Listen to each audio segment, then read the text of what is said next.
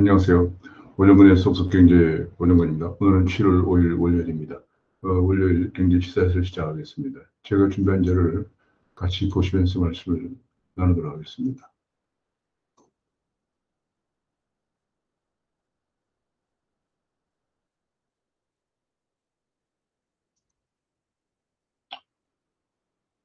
아, 7월 5일 명품 시사에서 실물경제편 구독과 알림 설정을 눌러주시면 감사하겠습니다.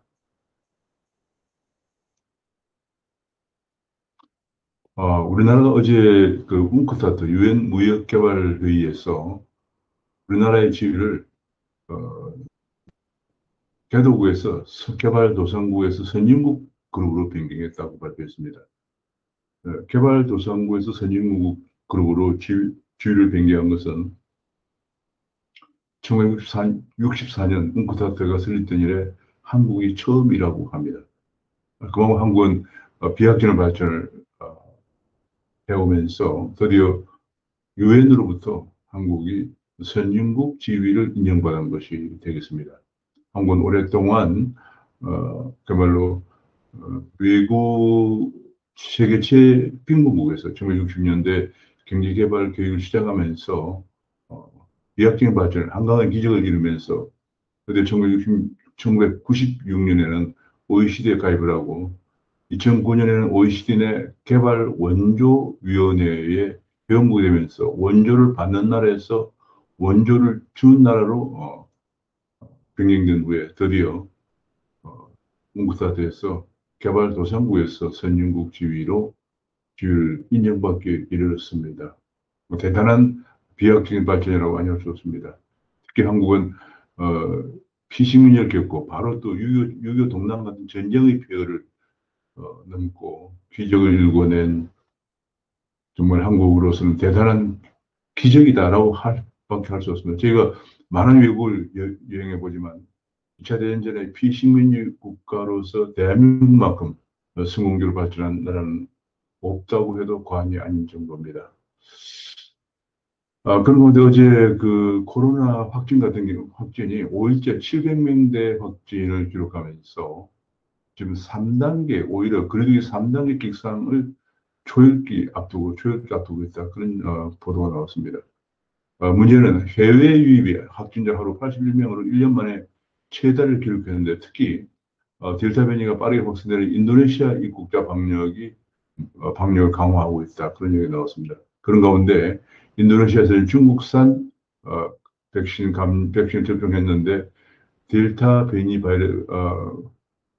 바이러스가 빠르게 확산되면서 지금 중국산 백신이 효과가 없는 것이 아니냐 하면서 전 세계에서 한국만 중국산 백신을 맞은 경우에도 격리 면제를 하고 있는데 이 격리 면제를 빨리 재검토해야 된다. 그런 반응이 전문가들의 지적이 나오고 있습니다. 그런 건 또 하나 문제가 현재 백신이 부족해서 백신, 현재 6월 하반기부터는 하루 접종자가 4천여 명으로 급감을 하면서 이 백신 공백이 7월 말쯤 갔어야 해결될 것이다. 이런 얘기가 나오면서 델타 변이가 비상인 상황에서 백신 확보를 하지 못한 문제가 다시 불거지고 있는 굉장히 위험한 그런 상황이 보도가 되고 있습니다. 그런 가운데 백신 델타 변이 바이러스가 두 달 새 100개국을 공습하면서 중국 백신을 맞은 국가가 속수무책이다. 그런 지적들이 나오고 있습니다. 지금 또 한 가지 문제가 델타는 감염 확인에만 5일 내지 7일 걸리기 때문에 지금 이것도 큰 문제다. 그런 지적이 나오고 있습니다. 지금 그런 가운데 어제 좀 민노총이 7월 어제 그저께 코로나 확산도 아랑곳하지 않고 집회를 강행했다. 그런 얘기가 나왔습니다. 어제 8천여 명이 종로상가에서 지난 3일에 토요일에 종로상가에서 집회를 가졌다. 그런 얘기가 나왔습니다. 그러면서 민노총은 대선 레이스가 막이 오르자 기다린 듯이 과잉 요구를 하고 있다. 내년도 최저임금을 23.9% 인상을 요구하고 있고 노조법을 전면 개편해서 비정규직을 철폐하고 자동차 업계는 정년을 최대 65세까지 보장해달라. 그리고 미래차 부품을 국내 연구와 생산을 명문화해달라. 그런 요구를, 그야말로 과도한 요구를 하고 있다. 이런 보도가 나왔습니다. 지금 현재 우리나라 최저임금이 너무 급등해서 많은 자영업자와 영세기업들이 부도가 일자리를, 젊은 청년들이 일자리를 잃고 있는 가운데 다시 내년도 최저임금 23.9%를 요구하고 인상을 요구하고 나왔습니다. 게다가 지금 노조법 개정으로 인해서 실업자와 해고자도 유급 노조원이 되어서 핵심 사업장까지 증가하고 파업할 수 있는 그런 길이 열려서 경쟁력이 비상인 상태에서 비정규직 철폐까지 주장하고 나오고 있는 그런 상황이고, 게다가 지금 국내에서 가장 고임금을 받고 있는 자동차 업계에서 이제 내년에 임금 인상이 1,100만 원이 넘는 선에서 합의를 본 것으로 보도가 되고 있는 가운데 정년까지 최대 65세까지 해달라는 기득권의 주장, 규정노조의 기득권의 주장이 끝이 없이 나오고 있는 그런 상황입니다. 이런 걸 계기로 해서 지금 코로나 확산의 위험에도 불구하고 이제 8,000명 모여서 그저께 파업을 했다는 얘기입니다. 이런 방역을 허물고 불법 집회를 강행한 민주노총의 책임을 물어야한다는 언론의 질타가 나오고 있는 상황입니다. 이제 그런 친노조 정책을 접어야 할 때다 하는 민노총의 방역을 무시한 민노총의 불법 집회에 대해서 친노조 정책이 끝이 없음을 보여주고 있기 때문에 이 친노조 정책을 접을 때다, 그런 지적도 나오고 있습니다.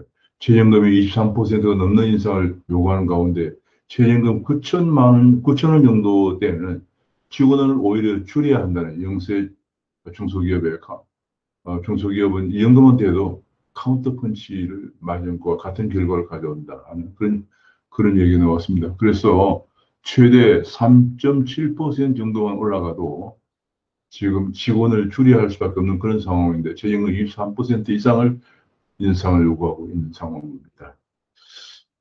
이번에 그 전국민 재난지원금의 하위 80%에 대해서 지원하는데 월 소득이 878만 원, 4인 가구 기준의 경우에, 그리고 안팎에서 커트라인인데 15억 상당의 주택을 가진 경우는 제외될 것으로 전망된다는 그런 보도가 나왔습니다. 그런 가운데 어제 또 한 가지 국가재정운용계획이 발표됐는데 이 국가재정운용계획이 지금 문제가 오히려 지금 과거에 1차 추경 때에는 2024년에 국가 채무 비율, GDP 대 국가 채무 비율 59.7%를 전망했다가 이 국가 채무 비율이 2024년에 54.7%가 뚝 떨어지는 것으로 지금 다시 국가 재정 운용 계획을 발표했다, 그런 얘기입니다.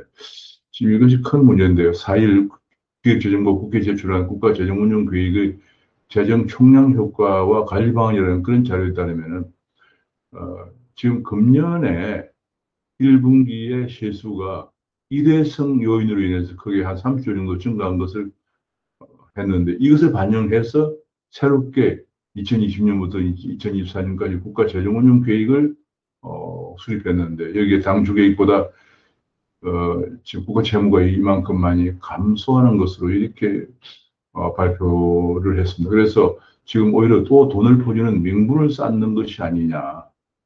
지금 국가 재정 운용 계획의 종래 재정 운용 계획은 2024년에 59.7%로 GDP 60%, 지금 지난번 재정 준칙에서 얘기했던 60% 상한을 돌파하는 것이 아니냐, 이런 우려가 제기되는 가운데 이번 금년에 일회성 세수 증가를 기반으로 해서 오히려 이걸 낮춰가지고 24년에 54.7%밖에 안 된다, 이렇게 되면서 오히려 돈을 퍼주기 위한, 현금을 더 퍼주기 위한 명분을 쌓는 것이 아니냐, 이런 비판이 나오고 있습니다.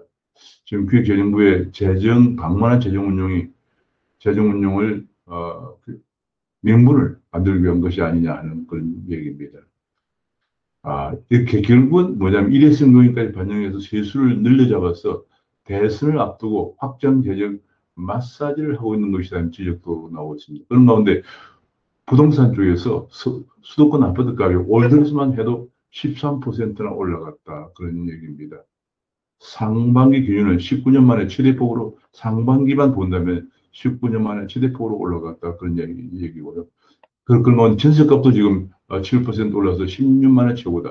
지금 부동산 정책은 문재인 대통령 본인이 죽비를 맞아야 할 정도로 실패를 했다. 그런 가운데 전혀 실패했으면 정책이 기조전환이 와야 되는데 정책 기조전환이 없이 정책이 계속되다 보니까 금년에만 해도 벌써 상반기에 어, 아파트 값이 19% 올라가고 전세 값도 7% 올라서 10년 만에 최고를 기록했다. 그런 보도가 나왔습니다. 그런 가운데 계속 집값이 올라갈 그런 여러 가지 지표들이, 예고 지표들이 나오자 다시 5월 들어서 매수세가 증가하는데 그 매수세 42%가 젊은 층이다.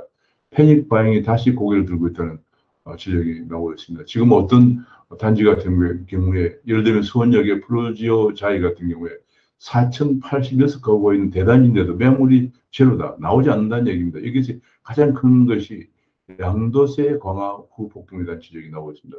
양도세를 강화하다 보니까 근데 10년 정도 거주한 경우에도 양도세 감면율이 40%밖에 안 되기 때문에 예컨대 10년 정도 거주해서 예컨대 한 5억 정도 하던 10년이나 아파트가 지금 현재 한 20억 정도 올랐다 그러면 그중에 15억 정도에 대해서 양도 차익에 나서 60% 양도세가 부과되기 때문에 그러면 15억에 6%는 9억이죠. 그러다 보니까 20억에 팔아도 9억 빼고 나면 11억밖에 남지 않기 때문에 그 11억 가지고는 지금 엄청나게 오른 집값을 고려하면 나가서 오히려 집을 엄청나게 줄여서 가야 하는 그런 상황이 되기 때문에 집을 팔 수가 없는 상황이다. 이런 얘기입니다. 현실적으로 많은 사람들이 이 양도세 때문에 집을 팔지 못하고 있는 그런 상황입니다. 그렇기 때문에 매물이 나오고, 매물이 4천 가구 대단지에도 매물이 제로다. 이런 얘기가 계속 나오고 있습니다. 거래 절벽 결국은 가격 상승을 다시 부르는 집이 필요한 사람들이 있기 때문에 특히 이제 지금은 그 1인 가구, 2인 가구가 증가하면서 집이 더 집의 그 수요는 증가하기 때문에 결국은 가격 상승을 초래할 수밖에 없다. 그런 얘기가 나오고 있고요. 지금 의왕 같은 데도 30평 같은 경우에 1년 사이에 6억이 뛰었다 하는 얘기입니다. 결국은 세금 규제가, 양도세 같은 세금 규제가 집값을 더 올리고, 전세값을 더 올리고, 전세를 더 귀하게, 어, 만들고 있다. 전세 매물도 없게 만들고 있다는 지적이 계속 잇따르고 있는데 정부는 정책에 대한 규제 전환이 없는 상황입니다. 종부세 부과도 사회 갈등을 느끼게 하고 있는 그런 상황이고요.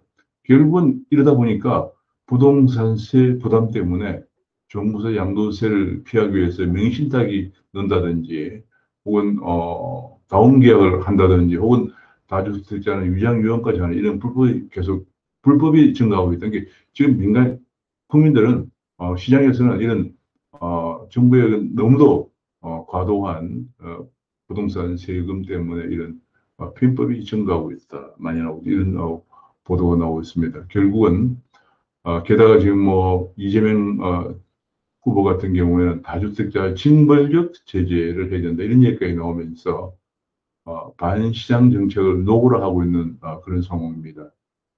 기업에 대해서 미국은 상속증여세가 133억 원까지는 세금이 제로다. 그런 보도가 나왔습니다. 그런데 한국은 지금 증여세 비과세가 5천만 원, 7년째 5천만 원에 머물고 있기 때문에 지금 증여세가 큰 문제로 대두가 되고 있다. 그런 얘기가 나오면서 증여를 하지 못하니까 노인 가구 자산만 8년간 42%가 늘고 있다. 그런 얘기가 나오고 있고요. 이렇게 되면은 결국은 상속 공제를 안 해주면 누가 기업을 키우려고 하고 투자에 나서겠느냐. 이번에 최근에 이건희 전 회장의 또 상부세가 세계적인 이슈가 된 적이 있었죠. 누가 사업을 키우고 투자에 나서고 일자리를 창출하려고 하겠느냐 이런 지적이 나오고 있습니다. 특히 이제 최근에 글로벌 법인세를 개편하고 있습니다. 전 세계가 법인세 최저 세율을 15% 이상으로 해야 한다 이런 합의가 거의 좀 완성단계까지 이루고 있는데 이런 걸 계기로 해서 지금 정부는 국제 세금 문제로만 접근하기보다는 해외 기업을 유치하는 기회로 삼아야 된다는 얘기입니다. 지금 국내에 일자리가 없는 그런 상황이기 때문에 해외 기업을 유치하는 기회로 삼아야 되는데 한국 법인세는 높고 규제는 더 강해지고 갈수록 강해지고 게다가 노조의 권한은 해고자 실업자까지도 유급 노조원이 되어서 직장 핵심 사업장까지 증가하고 파업할 수 있는 그런 권한까지 부여해 주고 있는 그런 상황이기 때문에 기업들이 들어오지 않고 계속 나가기만 하고 있습니다. 2019년 같은 경우 연간 3천여 개의 기업이 약 70조 정도의 해외 투자를 하고 있는 그런 상황입니다. 인플레이션이 지금 증가하면서 통화정책이 어떻게 하면 최적 통화정책으로 갈 것이냐는 그런 얘기가 많이 지적이 나오고 있습니다. 지금 금리는 결과적으로 통화정책은 항상 선제적으로 통화정책의 파급 시차를 고려해서 선제적으로 그리고 수준도 물가 안정 목표를 달성할 수 있는 수준으로 하는 것이 최적 통화정책이다. 그런 얘기입니다. 주택담보대출도 이제는 거의 완전히 비대면 시대를 가면서 주택담보대출도 100% 비대면 시대가 이어지고 있다는 보도가 나왔고요. 그런 가운데 카뱅이 행원의 40%가 개발자다. 그런 얘기입니다. 지금 카뱅 같은 경우에는 직원이 903명인데 직원의 40%가 IT 인력인데 근데 4대 은행 평균은 직원이 1만 4천 명입니다. 1만 4천 명인데 8.5%만 IT 인력이다. 그런 얘기죠. 그렇게 되면서 계속 카뱅의 약진이 예고되고 있는 그런 상황입니다. 은행들이 드디어 대출을 주기 시작해서 이자를 올리고 있다. 신용대출 가산금리 일제히 올라가고 있다는 보도가 나왔습니다. 지금 현재 7천만 원 대출할 경우에 한 해 이자가 168만 원에서 217만 원으로 올라가고 있다. 그런 보도가 나왔고요. 왜냐하면 이것이 또 개인별 원리금 상환액, 소득에 대한 원리금 상환액을 DSR이라고 그러죠. Debt Service Ratio인데 이 DSR의 40%를 넘지 못하는 규정이 곧 시행된다 그런 얘기가 나왔고요. 미국의 성장률이 계속 성장률 전망치 올라가고 있습니다. 지금 미국에서 투자은행 평균들 69개 투자은행들이 미국의 경제 전망을 취합한 걸로 보면 금년에 하반기에 7.3% 정도 성장할 것으로 또 전망치를 높이고 있다. 그런 얘기입니다. 경우 어떤 연구기관은 금년에 올해 미국의 성장률을 7.7%까지 보고 있다. 그런 얘기입니다. 지금 한국보다 1인당 소득이 거의 2배 정도 높은 6만 5천 달러에 달한 미국이 7%가 넘는 고도 성장을 한다는 것은 경이적인 성장치라고 아니할 수 없습니다. 한국은 금년에 4% 정도 성장을 예상하면서 뭐 사상 최고치다 뭐 어쩌고 얘기하고 있는데 지금 작년의 기저효과를 고려하고 코로나에 짓눌렸던 소비 반등 이런 걸 생각하면은 더구나 미국은 지금 7%가 넘는 성장을 전망하고 있는 그런 상황에서 한국의 4%는 굉장히 낮은 성장률이다 이렇게 볼 수 있겠습니다.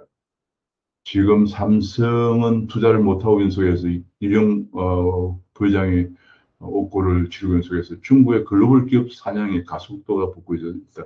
특히 중국은 반도체 굴기를 밀어붙이고 있기 때문에 상당히 위기 상황이다 그런 얘기고요. 한국 빨리 반도체 특별법을 빨리 통과시켜서 골든타임을 놓치지 않아야 된다. 제가 정말 어이가 없는 표현은 미국이나 중국은 반도체 공장 건설하는데 2년밖에 안 걸리는 한국은 반도체 공장 건설을 하는데 7년이 걸린다는 겁니다. 특히 그 중에서 약 5년 정도는 지역 주민들과의 민원의 싸움에서 시간을 많이 낭비하고 있다는 얘기. 지금은 반도체는 그러면 시간을 다투는 그런 것이기 때문에 미국은 반도체 자원의 지원에 59조 원을 투입하고 있는 그런 상황인데 아직도 우리는 반도체 특별법을 대통령이 직접 얘기했지만 아직 통과되지 않고 있는 점에 대해서 안타까운 지적이 따르고 있습니다. 결국은 우리나라에서는 일자리 있는 사람과 없는 사람 간의 양극화가 코로나 이후에 더 심해지고 있는데 가장 큰 것은 반기업 정서를 부추기는 정치권이다. 이것은 파퓰리즘인데요. 그것 때문에 결국은 규제 법안이 21대 국회 들어서 이미 벌써 1,301개나 양산이 되고 있다는 것입니다. 계속 반기업 규제만 늘어나기 때문에 일자리가 없는 사람과 있는 사람 간의 차이가 더 벌어지는 그런 양극화 현상이 심화되고 있다는 그 지적이 나오고 있고요. 과연 MZ세대를 이 저성장 늪에서 구해내려면은 현금을 주는 파퓰리즘보다도 시장을 통한 혁신 성장이 중요하다. 밥벌이는 한다 하는 자긍심을 청년들에게 심어줘야 한다는 지적이 나오고 있습니다. 지금 미국 아마존은 계속 혁신을 거듭하고 있죠. 본래 유통 공룡에서 출발했습니다만은 아마존이 지금은 클라우드 거인을 완전히 빅데이터 기업으로 변신을 하고 있죠. 아마존 웹 서비스라고 하는 클라우드 거인으로 다시 태어나면서 완전히 아마존의 혁신을 거듭하고 있다. 미국의 최고의 기업이죠.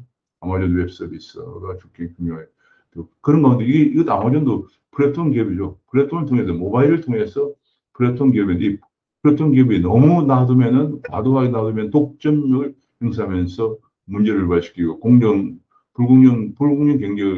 경쟁을 가져오고 너무 규제를 강화하면 혁신이 뒤지기 때문에 이 양극단 속에서 균형을 찾는 노력이 중요하다는 지적이 당연한 지적이 나오고 있고요.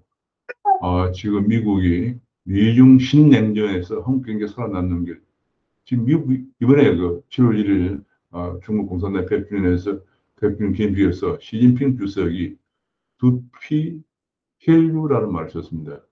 미국에 계속 중국을 계속 건드리면은 머리에 피를 흘리게 될 것이다. 이런 원색적인 그런 발언을 했는데 여기서 이런 미중 신냉전에서 한국 경제가 살아남는 길은 반도체 같은 세계 최강의 기술력을 가진 기업을 키우는 길밖에 없다. 너무도 당연한 그런 지적들이 잇따르고 있습니다.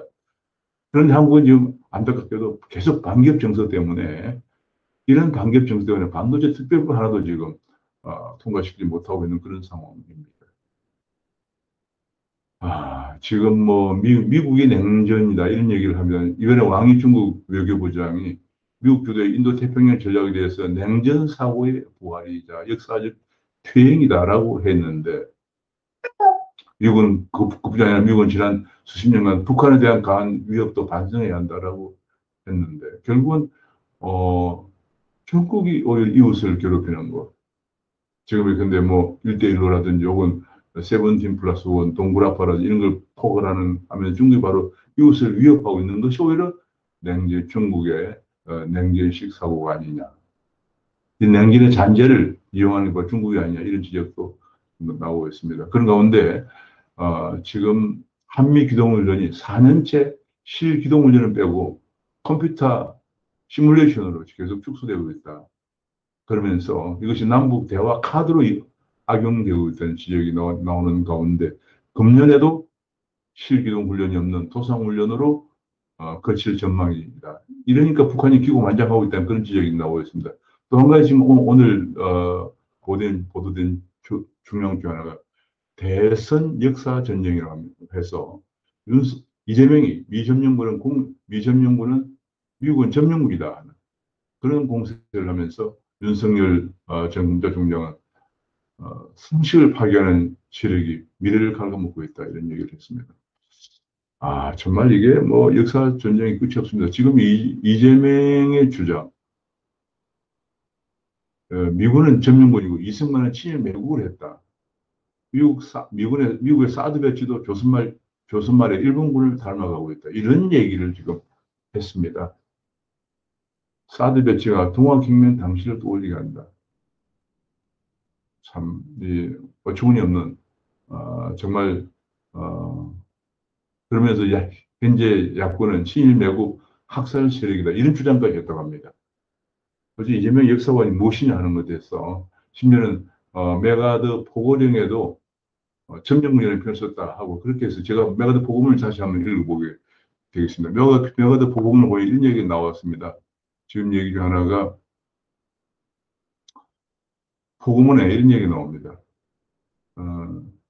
일본 제국정부의 일본 대본령이 조인한 한국 문서의 조항에 의하여 공간에 지휘하에 있는 승리에 빛나는 군대는 금일 북위 38도 이남의 조선령도 점령한다라고 되어 있습니다. 이 점령한다는 개념인데 우리나라는 그 당시 일본이 지배하고 있었기 때문에 일본하고 전쟁에 승리했기 때문에 일본은 지배하던 조선령도 점령한다 그런 의미로 해석이 됩니다. 그런 가운데 조선인민의 오랫동안 노예 상태와 적당한 시기에 조선을 해방 독립시키는 연합국의 결실을 명심하고 조선인민은 점령의 목적이 항공문서를 이행하고 그 인간적 종교적 거리를 확보하며 있다는 것을 철저히 확신해야 한다. 따라서 조선인민은 이 목적에 의해서 적극적으로 원조 협력하여야 한다. 공간은 소관에게 보이던 태평양 방면 이 미육군 총사령관의 권한으로서 이에 북위 38도 이남의 조선과 조선 주민에 대해 군정을 세우고 다음과 점령에 대한 조건을 보고한다. 그러니까 이 얘기는 뭐냐면 일본이 지배했던 38도선 조선반도에 대해서 38도 이북은 소련이 점령을 하고 있고 38도 이남을 미군이 점령한다는, 미군이 무슨 점령군이라기보다는 일본의 지배에서부터 벗어나기 위해서, 해방시키기 위해서 점령을 하고, 그 점령은 일시적으로 우리 잘 알지만 1945년도 48년까지, 48년 8월 15일에 대한민국 정부가 수립된 데까지 임시적으로 점령했던 것인데, 이걸 갖다가 이재명 후보는 지금 메가더는 점령군이다, 미국은 점령군이다, 이렇게 계속 몰아세우면서 이승만은 친일 매국을 하고 미 사드 배치도 조선말 일본군을 닮았다, 이런 얘기까지 하면서 역사 논쟁에 불을 붙이고 있습니다. 대한민국 정당성을 부정하는 정치인들의 반국까지 역사인식에 대해서 많은 우려가 제기되고 있는 상황입니다. 이재명이 촉발한 위험한 역사 논쟁, 친일 세력이 미점령군과 합작했다. 도대체 이런 역사인식은 어디서 나왔을까요? 해방 전후사 인식이라고 하는 해방 후에 있었 1970년대 한국을 풍미했던 그런 역사인식에 기초한 것이 아닌가. 지금 정권 실세인 주사파들의 역사인식에서 비롯되었다고 볼 수 있겠습니다. 최장기 좌파 지식인조차도 대선 주자가 냉전 시대 역사관을 소환하고 있다. 한국 현대사를 정의롭지 못한 역사라고 주장하고 있는 잘못을 저지르고 있다라고 얘기했습니다. 대한민국을 이룬 규정은 역대 대통령 공이었다. 이승만 대통령이 도직했고, 대한민국 수립, 박정희 대통령이 할 수 있다는 그런 경제 발전, 그다음에 전두환 대통령이 임기 단임 약속을 지키고, 노태우의 북방외교, 김영삼의 금융실명제, 김대중의 IMF 탈출 등 이런 것들에 대한민국 역사가 부정될 수는 없는 것이다라는 전문가들 지적이 잇따르고 있습니다. 이승만조차도 백분을 국부로 모신 이승만, DJ도 당선 직후에 참배를 했는데 지금 와서 이런 정말 시대착오적인 역사 논쟁은 즉각 철회되어야 한다는 주장이 나오고 있습니다. 그런 건데, 전 청와대 반부패 비서관, 김기표 반부패 비서관이 순천에 10억당 차명 보유를 하고 있다. 전형적인 재산 은닉이다. 이런 주장이 드러나고, 이런 상황이 이렇게 속속 드러나면서 이 정부의 그야말로 부패의 그 실상이 어느 정도까지인가 하는 그런 문제가 제기되고 있는 가운데, 이광철 비서관은 사표 처리도 하지 않고 기소된 이진석 실장도 교체하지 않고 있는, 정치권에서는 청와대 인사기준이 뭐냐 하는 이런 비판이 나오고 있는 가운데, 저는 경기도 어느 고등학교, 전라북도 어느 고등학교에서 윤석열 엑스파일, 검증도 안 된 윤석열 엑스파일과 이준석 병역 비리 문제를 시험 문제로 내었다. 정치 편향 시험 문제를 냈다. 이게 지금 우리나라 중고등학교의 교육의 실상이다 하는 것을 다시 한번 지적이 되는, 너무 안타까운 생각이 듭니다. 우리나라는 도대체 언제까지 아직까지도 문재인 정부 4년 반이 되면서 국가가 완전 붕괴하고 있는 속에서도 아직도 이런 교육을 학교에서 교육이 자행되고 있다는 안타까운 생각이 듭니다. 오늘은 여기까지 말씀드리겠습니다. 감사합니다.